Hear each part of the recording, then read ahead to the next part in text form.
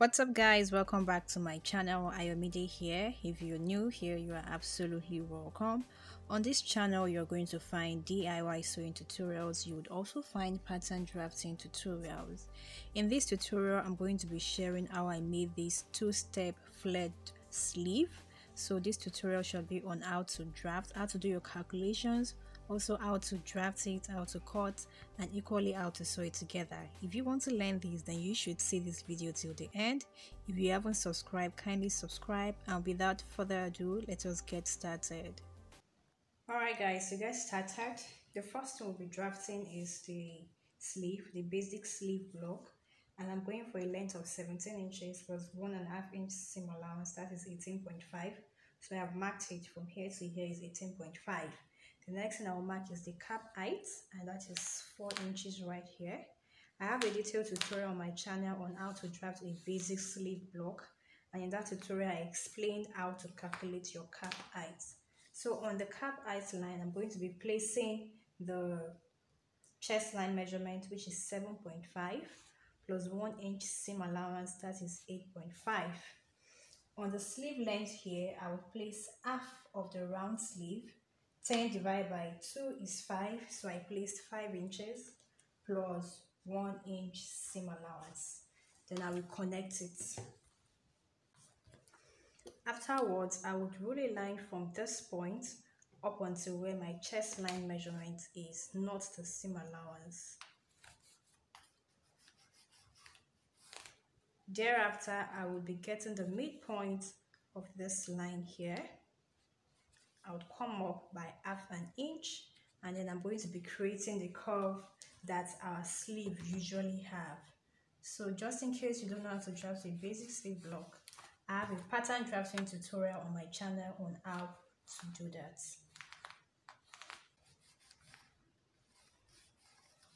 So once I'm done with this, I would go over and cross-check my measurements before cutting out. I just like to do this always.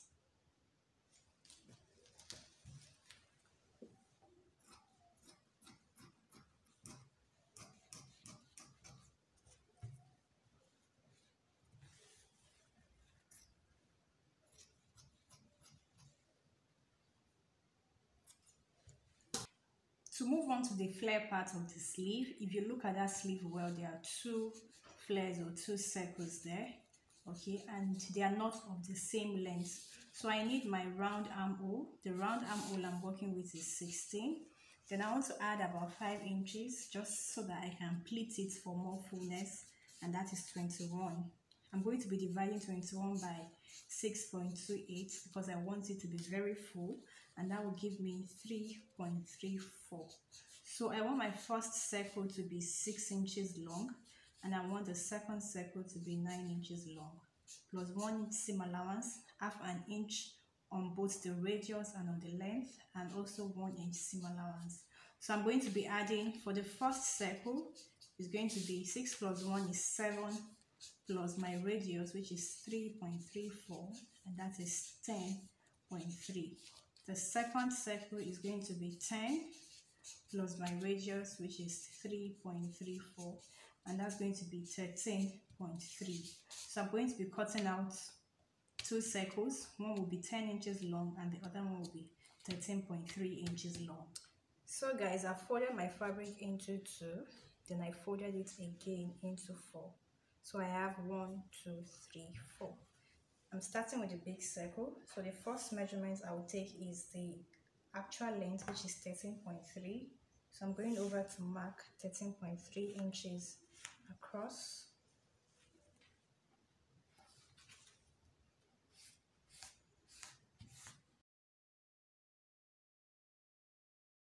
So guys, I've cut it out. At this center here, I'm going to be marking it this way with my chalk. I'll mark it. So I will now open it up. So this is the part that I marked. This is the middle of the circle. From this middle, I will now mark my radius. My radius is 3.3. I'll mark it downward. Now from this next point, I will now take my radius all around. So I'm going to be marking 3.3 inches. I'll also mark 3.3 inches, 3.3, and then I'll take it all around like that.